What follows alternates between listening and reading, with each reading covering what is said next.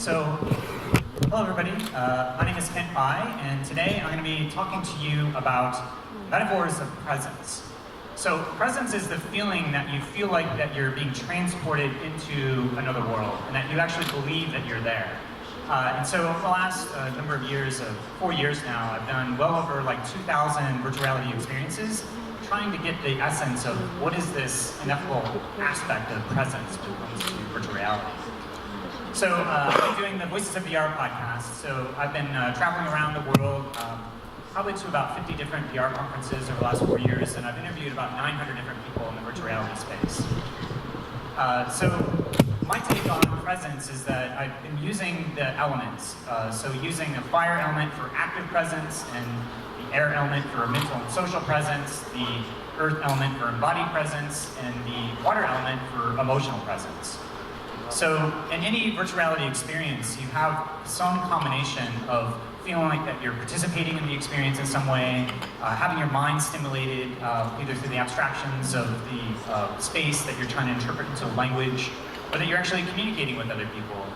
But you also have this aspect of being completely immersed and having a story or a narrative that's really evoking your emotions in different ways. You also have this process of actually putting your body into the experience with this sense of embodied presence. So this is just sort of a visual depiction of the many different people that have talked about virtual reality. And one of the questions that I ask everybody, one of the things that I say within virtual reality is that we're moving from the information age to the experiential age. And so what does that mean?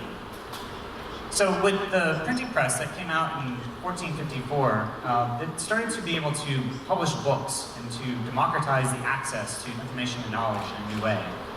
And just the same, computers are kind of doing the same thing in our era. It's able to capture human experience in a new way. And so we can look at the number of different technologies that really show how computers are this printing press of this era. So we have computers to be able to get onto the internet. We have video game systems to be able to express our agency in different ways. We have the internet, which is getting this massive interconnected web of knowledge. We have mobile computing to be able to play these games anywhere we want. We have our cell phones that we are able to be connected to everybody at any moment. And then we have virtual and augmented reality, which for the first time is putting our bodies into the experience. And so a lot of things that I've been thinking a lot on the Voices of VR podcast is coming with a experiential design framework for VR and AR. And what this means is, how do you come up with a model of human experience? How do you come up with a model of being able to actually design for these different combinations, these different flavors of a virtual reality experience? And so one of the questions that I ask all of my different interviewees is, what do you think is the ultimate potential of virtual reality? And the interesting thing is that it's a bit of an impossible question, really, because it's almost like a limitless possibility. But one thing that I've found is that you can really summarize the ultimate potential of virtual reality through one of the lens of the domains of human experience. So whether that's you're having an entertainment experience, or you're able to use virtual reality for medicine and healing of trauma, partners being able to go on dates with virtual reality and having romantic relationships. Death and grieving, I think, is going to be an increasingly important part in being able to find ways that we can have virtual spaces to grieve our loved ones.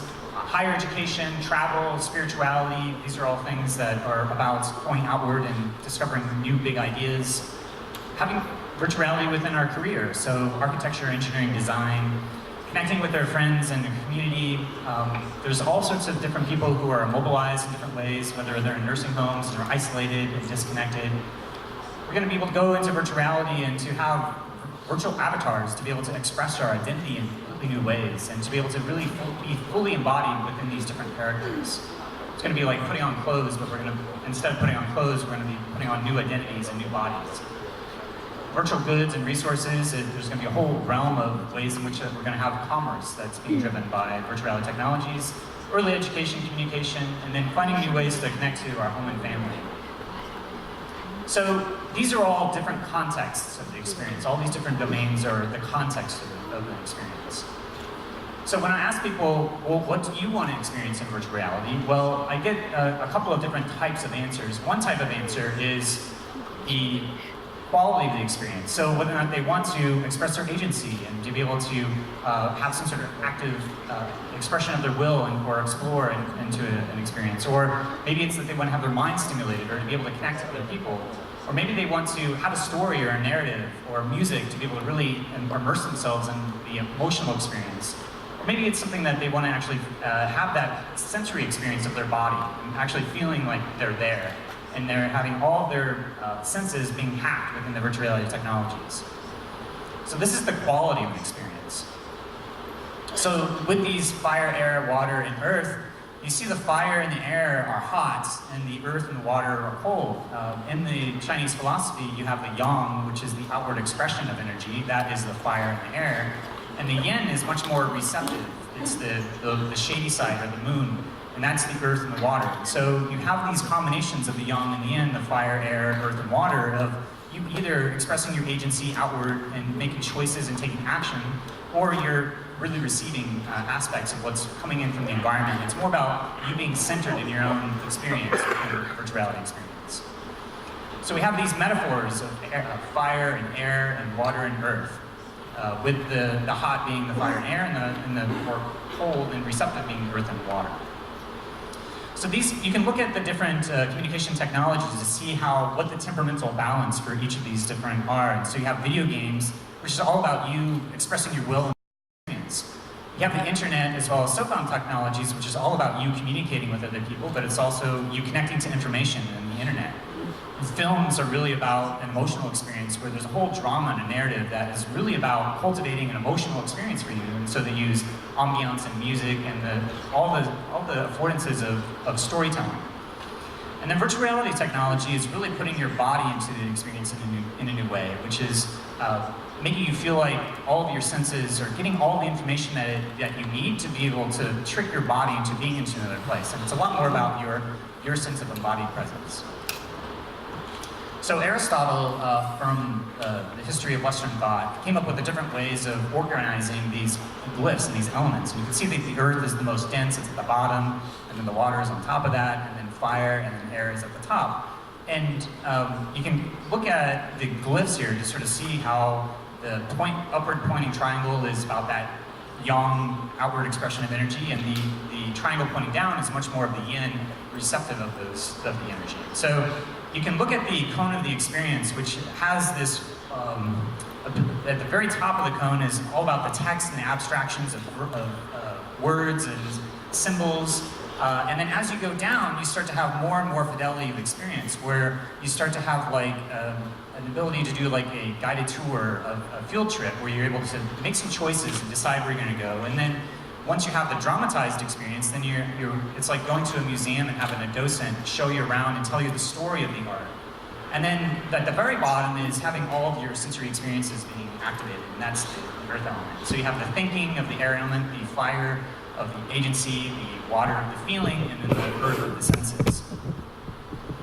You can also look at how most of our conscious mind is like only about 10% of what's actually happening. What you're thinking and the words that you're thinking about is the air element, but there's so many different parts of your habits and your behaviors and the fire element, and then all of your body, of your emotions and your feelings. This is all happening on a level that you may not even be completely aware of. Even as I'm speaking these words right now, you have to somehow translate what I'm saying into words, and that you are doing that at a level that you're not really thinking about it. And you're just able to kind of discern what I mean by translating all these words. And so there's so much of our experience that is this polarity between the conscious and the unconscious. Now, one really important principle is the principle of embodied cognition. And what embodied cognition says is that we don't just think with our brains, we think with our entire bodies. Which means that when we're in a virtual reality experience, we're immersed into an environment. And when we're in that environment, we feel like we're there, and so we have the emotional reactions that we're actually there, and so we're engaged in the experience that way, but we also are able to make choices and take action. And so when we make the choice, we actually take and move our bodies in the way that we're able to do as if we were actually there, and doing all those things together is why virtual reality technology is one of the most powerful technologies for training. It's because it's connecting all these different dimensions of all of our making choices, taking action, having our emotions engaged, and actually having the body movements that are going to reflect that. So that's the quality of the experience. The content of the experience is the other aspect of the experience. And the content of the experience is kind of what you can look to the traditional storytelling models like Joseph Campbell's The Hero's Journey, which has 3 phases where you go out, you cross a threshold, you go through some sort of challenge or ordeal, and then you come to the other side of it, and then you learn something and you bring whatever you learned back and you share that back to your community. So there's this process of you going into the hero's journey, where I think that this is where Aristotle came up with a very simple sort of 3-act structure of a narrative. And I think that we're going to be moving beyond that, but this is sort of the heart of a content of the experience. So the future of storytelling is going to be immersive and interactive. So what does that mean? Well, this is getting cut off a little bit here, but on the left side you have the authored narrative. That is everything that is basically like the traditional 3-act structure. And then on the other side you have the generative narrative. And on here I have a wave and a particle. It's sort of from quantum mechanics, you have this particle and you also have the wave of potential. And both of those are happening at the same time. And so you have, in the future of immersive narratives, you're going to have a range of possibilities for you to take action, but at some point you have to collapse that quantum wave function, and then actually that becomes the experience in the story that is emergent. So that's a challenge for interactive storytellers, is to take that wave of potential and to really collapse it into what the actual experience is. And so on this, we have a whole spectrum between fully traditional stories and interactive stories and multiple ending stories and branching path stories and open-ended stories and fully player-driven stories. So let's walk through each of these and try to look at the overall overarching structure of each of these. So we have the traditional 3-act structure. People who have been narrative designers or storytellers knows that there's these traditional 3 acts that we have. This is something that is basically in the DNA of every traditional passive media that you have. But as you go more and more towards generative narrative, you're adding more ways that the audience can participate in the experience. And so at first, you may add little choices that people can make. And so you have these little variations, but they kind of converge back. And so their choices aren't really amounting to much. It's just kind of flavoring their experience a little bit. And then you have the sort of the choose your own adventure model, which is, as a narrative designer, you have to write all of these different branching paths. So every decision you allow your audience to make means that you have an exponentially amount of new material that you have to author. So then you start to go into, well, maybe you can make it a little bit more like a video game, where it's like an open sandbox, where you have this world that you can explore, but once you start to go down this realm, it starts to become much more a video game and less more of a story. So how do you create that dramatic tension of a story, but still allow people to have this open exploration? So that's when something like Facade, they have this drama manager that allows you to take all these different aspects of what's happening in the story, and then to be able to have a number of different types of arcs. There's at least 5 different stories that you can have, depending on what your actions are doing. And so you have this ability to have this back and forth between taking some action, but having this sort of bucket of lots of different story arcs that are available, and it kind of dynamically is always giving you new options. And then finally, you have this, on the far end of the generative potential, you're going to be designing a probability space, which means you're going to have all these objects in an environment, and you have to decide how those objects are related to each other and what happens when someone interacts with it. So it becomes much more of a probability space. This accounts for both an environment, but also for the AI characters and the interactive stories that are going to be emerging. It becomes much more about designing a personality and a context, as well as a set of probabilities, than anything else. So you're way beyond a linear script, and you're designing something that looks more like this.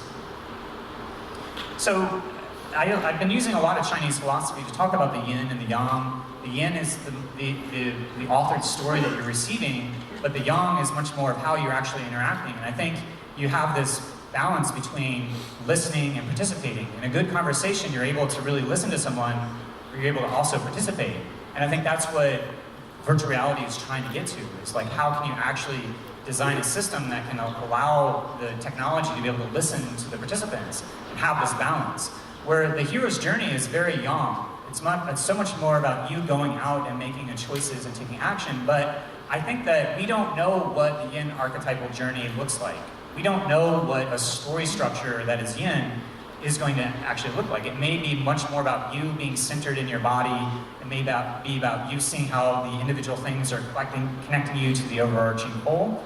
And I think that this is actually a lot of insight that the East, a lot of people in this audience are going to have a lot better idea of what this yin archetypal journey looks like than anyone from the West is going to even be thinking about. So what are the personality dynamics of a character? I think this is another aspect of the story, which is, well, when you're interacting with these characters, it's much more about temperament.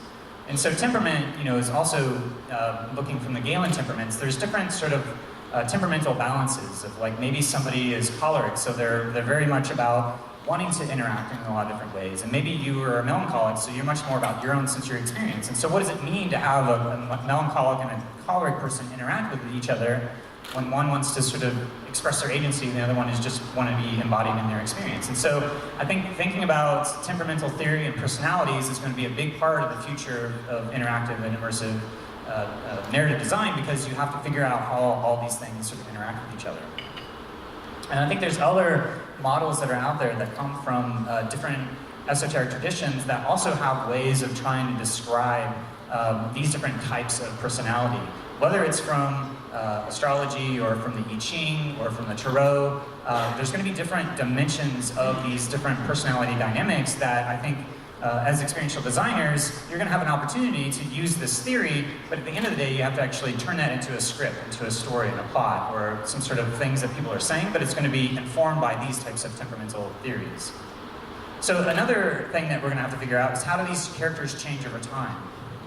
So we have this idea of a hero's journey, but in life, we have many different cycles that are unfolding at many different scales. You have, over the course of the day, you have your rhythm, but also, things change over the course of the month, things change over the course of the year.